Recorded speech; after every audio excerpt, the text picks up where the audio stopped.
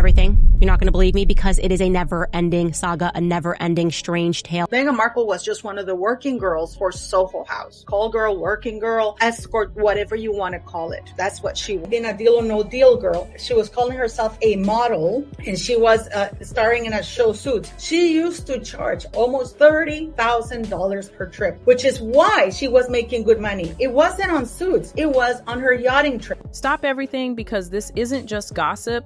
It's royal dynamite. Meghan Markle's past has exploded back into the spotlight, and the truth is darker than anyone imagined.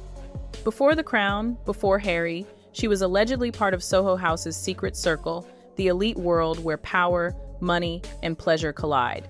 And it all unraveled on one quiet night in London when Sarah Ferguson, the Duchess of York, leaned forward at a private Mayfair dinner and said the 7 words that froze the room. Let's just say Meghan was Andrew's first client. From that moment, every whisper turned into wildfire, and the royals knew something dangerous had just been unleashed. Wow, that really is just so insane. I just never thought that my life would ever end up here. London had gone quiet, but inside that private Mayfair dining room, tension cracked through the air like static. Crystal glasses shimmered, forks paused mid-air, and every pair of eyes turned towards Sarah Ferguson. For years, she'd been the Duchess who lost everything, but that night she spoke like a woman holding all the cards. People weren't just shocked by her words, they were terrified by how casually she said them. Because in royal circles, secrets aren't spilled accidentally, they're released with purpose. The moment Fergie hinted that Meghan had ties to Prince Andrew before Harry ever came along, the story grew a life of its own. Within hours, tabloids caught wind of it, and the whispers spread from London clubs to Los Angeles studios. Meghan's old world, the yacht trips, the private introductions, the silent deals was being dragged back into daylight, and suddenly every journalist wanted to know one thing. Was this the real beginning of Meghan's royal story, or the biggest cover-up in royal history? She was a yacht girl, that's right. It's mentioned in the book. Meghan used to entertain as a yacht girl. Now, I'm not saying it's true. I'm not saying it happened, but I am saying Harry knows. Before Meghan ever met Prince Harry, her world looked nothing like royalty. Hollywood was a battlefield, endless auditions, fake smiles, and doors that stayed shut no matter how hard she knocked.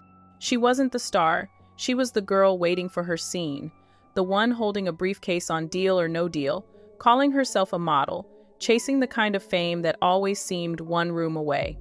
But behind the glitz was a quieter truth, the yacht parties, the private trips, the whispered invitations from men who could change a life overnight. It wasn't about romance, it was about access, and Meghan learned fast how that game worked. Every party, every handshake, every smile became a move on a chessboard.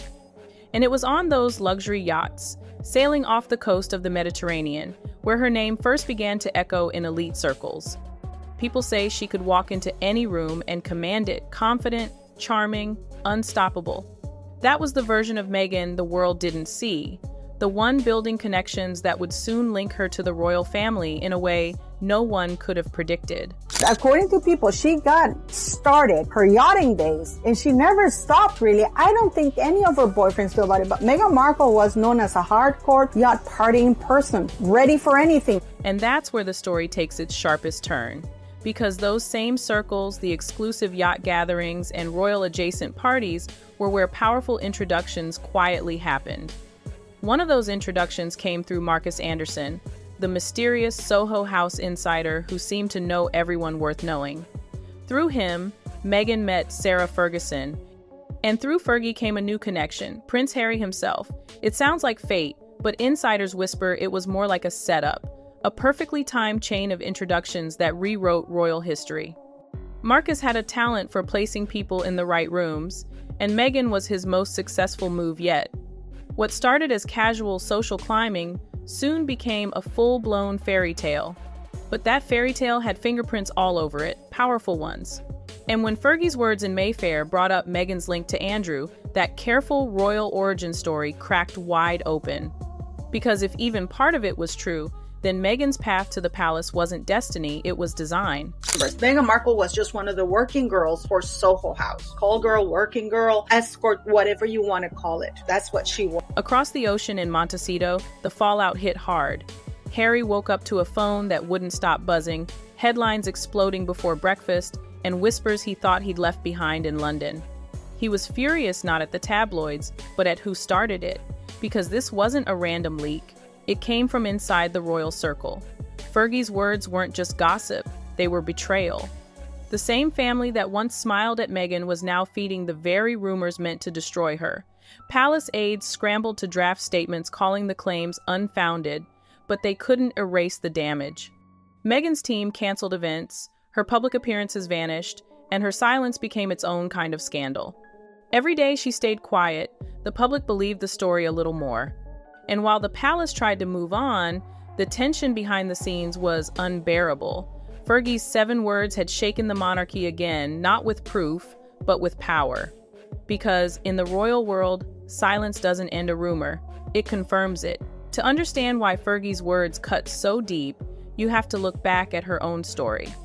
Decades before Meghan ever entered the palace, Sarah Ferguson had already lived through the same storm, adored by the public one day, devoured by the press the next. The infamous photos, the money troubles, the toe-sucking scandal, Fergie had seen it all. But every time she fell, she came back sharper, more strategic, more dangerous. That's why when she spoke that night in Mayfair, people listened. She knew exactly how to wound without drawing blood, how to say just enough to let others fill in the rest. For her, this wasn't gossip. It was a one that reminded everyone she still mattered. Because while Meghan wore the crown, Fergie held something far more valuable information. And in the royal world, secrets are currency. With one whisper, she proved she could still make headlines, still bend the narrative, and still remind the palace that the Duchess they tried to forget was far from finished. Prince Andrew's past only made the situation worse. His name was already poisoned by years of scandal, by Epstein, by whispers that refused to die. So when Fergie linked Meghan to Andrew, even subtly, it wasn't just cruel, it was catastrophic. The press didn't hesitate for a second. They connected every dot, painting Meghan as part of a world the royals had been desperately trying to bury. Suddenly, old photos resurfaced, old friends started talking, and online detectives began pulling up yacht party lists from years ago. The palace wanted distance, but the damage was done. Andrew stayed silent, not denying, not confirming, just watching as the fire spread. And that silence was deafening. Because when the man at the center of every royal controversy refuses to speak, people assume the worst. Meanwhile, Meghan and Harry's perfect image, the rebel royals who broke free, began to crack. Behind the smiles and statements, there was panic. Because in the game of reputation, one rumor is enough to erase everything you've built. Weeks passed, but the echo of that dinner in Mayfair refused to fade. The palace moved on with photo ops, charity events, and polished smiles, but behind closed doors, the tension was suffocating. Fergie didn't apologize, didn't explain, didn't even flinch. She simply carried on as though nothing happened, smiling for cameras, attending events, posing beside the very people her words had embarrassed. That calm confidence wasn't innocence, it was victory, because Fergie understood exactly what she'd done. One whisper had shifted the entire royal narrative, forcing the media to chase Meghan's past instead of Andrew's. It was the perfect distraction, a storm that made her relevant again while dragging others into the mud. And while the public debated whether she was jealous or just brutally honest, those who really knew her recognized that look in her eyes, the look of a woman who had finally regained control of her own story and wasn't planning to let it go again. Behind palace walls, everyone had their own version of the story. Some claimed Fergie was protecting Andrew, shifting the spotlight away from his scandals. Others believed she was simply tired of being invisible, ready to remind the royals she still had power. But the truth was simpler. Fergie never speaks without a purpose. Every word, every glance, every calculated smile serves a reason. Her silence afterward wasn't guilt, it was confidence. Because she knew that one well-timed sentence could do what 1,000 headlines never could, bring the palace to its knees without ever naming names. Meghan vanished from the spotlight, Harry grew colder, and the family's fragile unity began to splinter once more. For the first time, people weren't sure who was the villain, the Duchess who spoke, or the one who stayed silent. But one thing was clear: in the royal world, the most dangerous weapon isn't a crown or a throne. It's knowledge, and Fergie had just proven she still had plenty of it. In the end, Sarah Ferguson didn't lose a thing. No apology, no statement, no punishment. She walked through the storm untouched, smiling like someone who just reminded the world of her worth. Because that's the truth about Fergie. She doesn't need a title to have power. She just needs one secret, one sentence, one perfectly timed whisper. Meghan and Harry tried to move on, but the damage had already been done. The illusion of distance, the dream of freedom, all of it shattered under the weight of one old connection that refused to stay buried. What started as a quiet dinner turned into a royal earthquake, exposing how fragile the monarchy's silence really is.